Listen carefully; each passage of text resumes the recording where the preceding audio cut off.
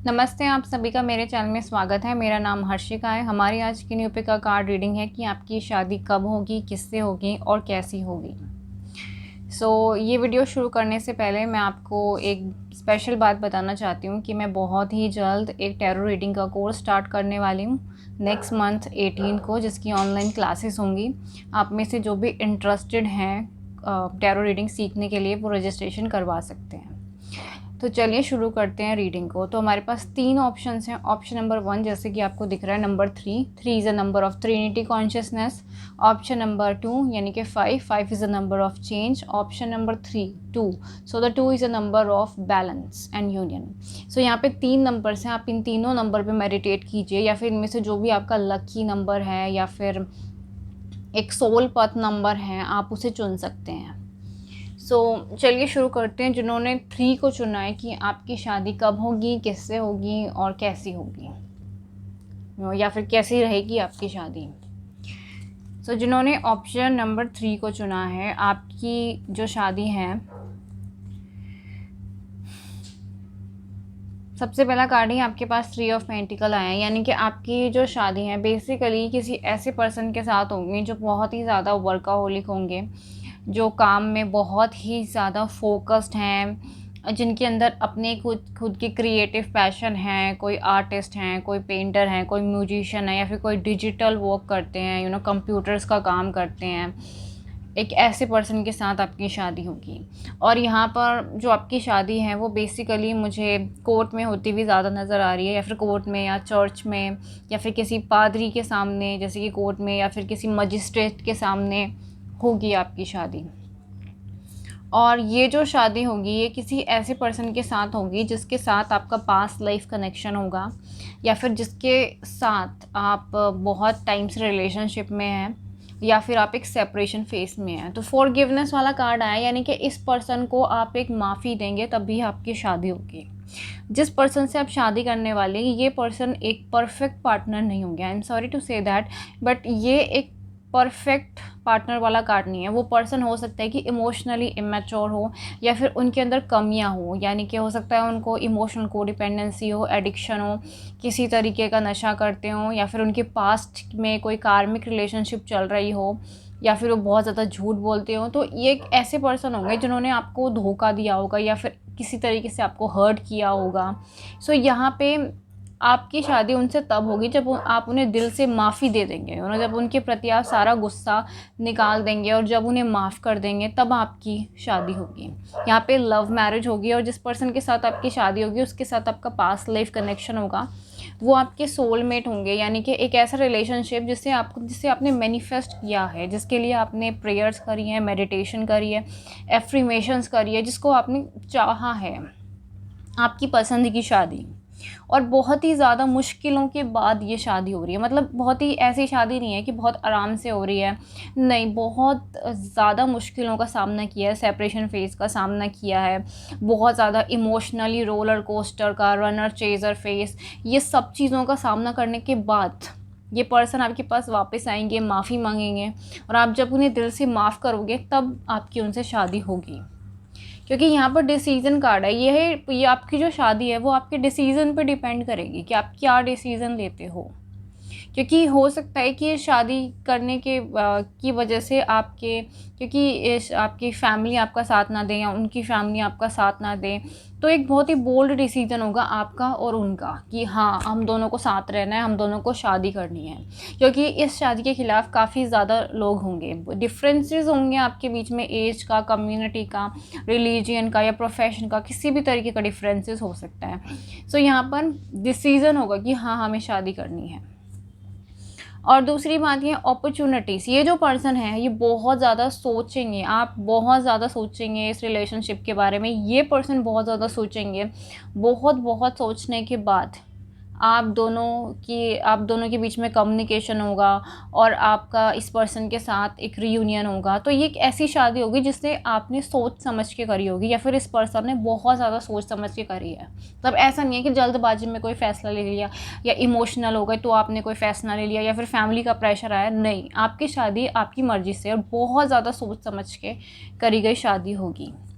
यहाँ पर gift of passion, opportunity, chance to do something amazing. So आपकी married life बहुत अच्छी रहेगी, अमेजिंग रहेगी। उसके अंदर सेक्सुअल पैशन बहुत अच्छा रहेगा, आप दोनों एक दूसरे को लेके काफ़ी ज़्यादा पैशनेट रहेंगे, रोमांटिक रहेंगे। एक नई साइकिल आपकी स्टार्ट होगी। वेल्थ, आप दोनों ही बहुत ज़्यादा वेल्थी होंगे। आपके पर्सन काफ़ी ज़्यादा उनकी इनकम होगी। शादी के बाद सडनली आप दोनों की इनकम बढ़ जाएगी, सडन वेल्थ आ जाएगी। और आपकी जो शादी है विद इन 1 और 2 ईयर्स में होगी, या तो हो सकता है इस साल हो जाए या फिर आने वाले 1 साल बाद या 2 साल के अंदर आपकी, या फिर जैसे 3 नंबर आया विद इन 3 ईयर्स। सो हो सकता है कि 1 ईयर में, 2 ईयर्स या 3 ईयर्स में आपकी शादी इस पर्सन के साथ हो जाएगी। लेकिन आपकी जो शादी है उसके अंदर करंटली बहुत ज़्यादा रुकावटें हैं और कम्युनिकेशन ब्लॉकेजेस हैं और किसी तरीके का पास्ट बैगेज है जो धीरे धीरे ख़त्म होगा। और ये आप दोनों की लाइफ का बोल्ड डिसीज़न होगा कि हाँ, हमें साथ में रहना है। लेकिन जब आपकी शादी हो जाएगी उसके बाद आपकी लाइफ में बहुत ही ज़्यादा खुशियाँ, पैशन रहेगा। और आपकी शादी आपके पास लाइफ कनेक्शन में, यानी कि आपके सोलमेट के साथ ही होगी। सो ये थी आपकी रीडिंग। जिन्होंने ऑप्शन नंबर 3 को चुना है, अगर आपको मेरी रीडिंग पसंद आई है तो आप मेरे चैनल को लाइक करें, शेयर करें, सब्सक्राइब करें। प्राइवेट रीडिंग के लिए मुझे ईमेल कर सकते हैं। और आप सीखना चाहते हैं टैरो रीडिंग तो आप उसकी कोर्स के लिए अभी रजिस्ट्रेशन करवा सकते हैं। Thank you for watching.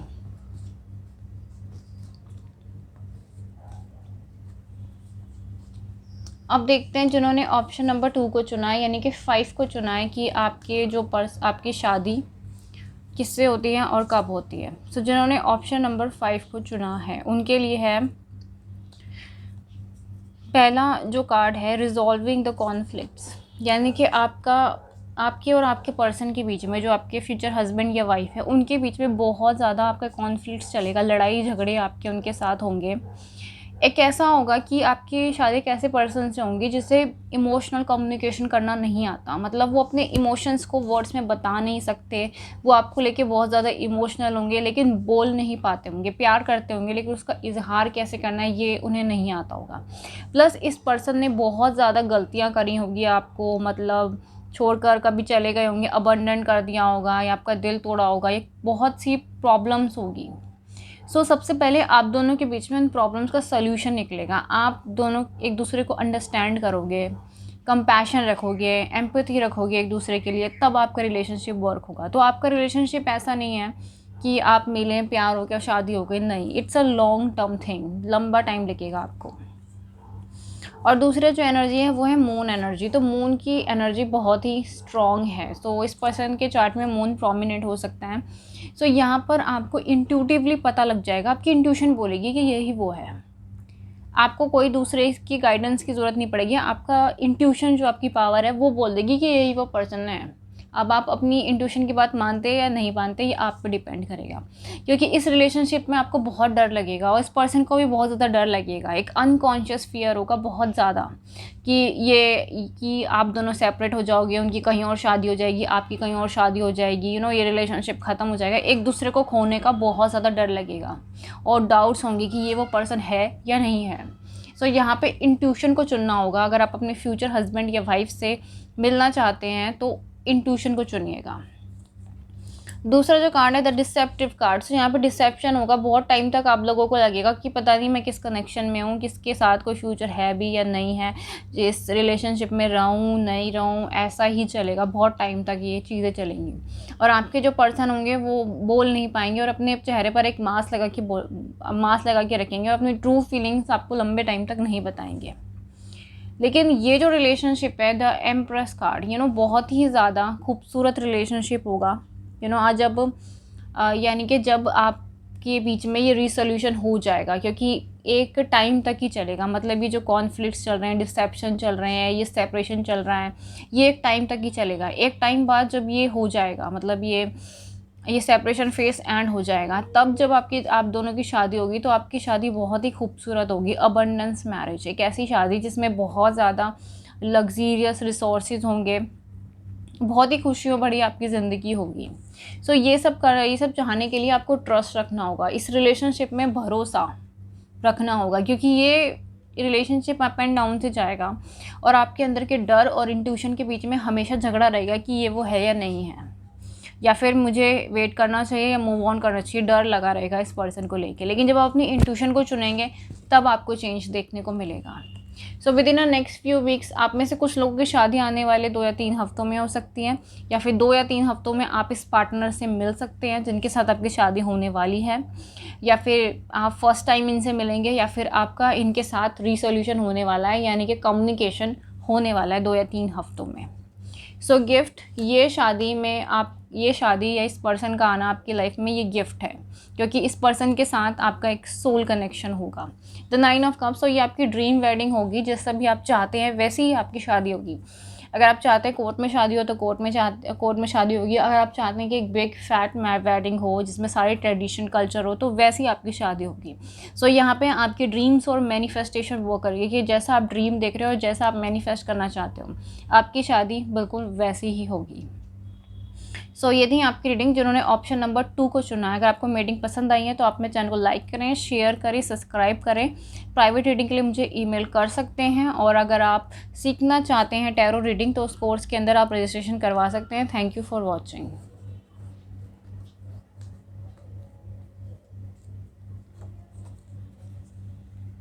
अब देखते हैं जिन्होंने 3rd यानी कि 2 वाले ऑप्शन को चुना है कि आपकी शादी कब होती है और किससे होती है। आपकी जिनके साथ शादी होने वाली है, ये जो पर्सन है वो नाइट ऑफ एरिनल है।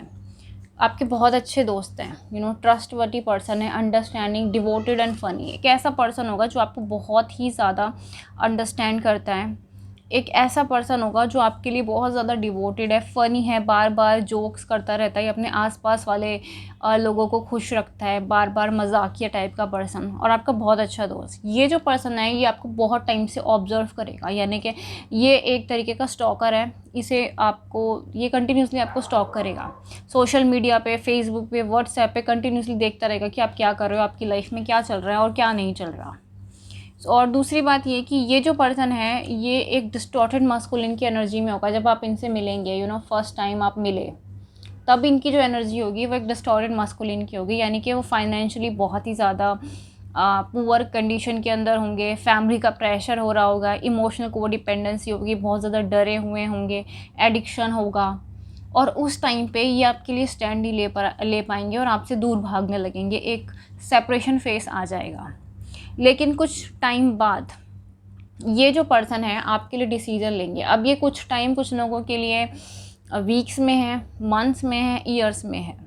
सो कुछ टाइम बाद ये आपके लिए एक डिसीज़न लेंगे, बहुत ही ज़्यादा बोल्ड डिसीज़न लेंगे, और इस डिसीज़न के अंदर ये हिम्मत दिखाएंगे, एक करेजियस डिसीज़न लेंगे, एक हिम्मत दिखाएंगे कि मुझे आपके लिए स्टैंड लेना है, मुझे इस रिलेशनशिप के लिए स्टैंड लेना है, मुझे ये रिलेशनशिप चाहिए। और ये जो रिलेशनशिप है जिनके साथ आपकी शादी होने वाली है, इस पर्सन की जो फैमिली है ये टोटली आपके अगेंस्ट होगी। आपके जो इन लॉस हैं वो आपको बिल्कुल भी पसंद नहीं करेंगे, बर्दाश्त ही नहीं करेंगे आपको, ना ही आपके जो फैमिली है वो इन्हें पसंद करेगी। एक ऐसी चीज़ होगी। तो इनके साथ शादी करने के लिए, तो इस पर्सन को अगर आपसे शादी करना चाहते हैं तो इन्हें एक हिम्मत दिखानी होगी अपने माँ बाप के अगेंस्ट जाने की, अपनी कम्युनिटी या अपने रिलीजन के अगेंस्ट जाने की। एक बड़ी हिम्मत दिखाएंगे ये, और एक बोल्ड डिसीजन लेंगे और आपके पास आएंगे। सो यहाँ पर जो कार्ड है रिट्रीट कार्ड है, यानी कि आप शादी के बाद अलग रहेंगे, आप अपने इन लॉज के साथ नहीं रहेंगे, आप दोनों का घर अलग होगा।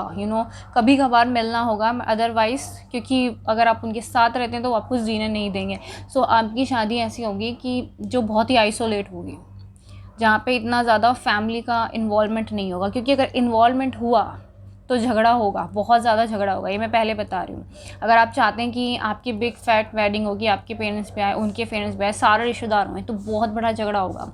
इसलिए ये शादी रिट्रीट में जाएगी, आप दोनों सेपरेट रहेंगे। दूसरा जो कार्ड है द बेस चक्र की एनर्जी, यानी कि रूट चक्र की एनर्जी है, तो ये बहुत ही स्पिरिचुअल कनेक्शन होगा आप दोनों के बीच में। प्लस ये जो कनेक्शन है इसके अंदर रूट्स, यानी कि बहुत ही स्ट्रॉन्ग कनेक्शन रहेगा। अवेकनिंग होगी आपकी या इस पर्सन की, स्पिरिचुअल अवेकनिंग होगी कुछ लोगों के लिए कुंडलिनी अवेकनिंग होगी। सो ये जो कनेक्शन है बहुत ज़्यादा ट्रांसफॉर्मेशन, चेंज और हीलिंग लेकर आएगा आप दोनों के लिए। Communicate clearly. सो ये पर्सन आपको सीधा सीधा जवाब देंगे, ये चीज़ों को घुमाएंगे नहीं।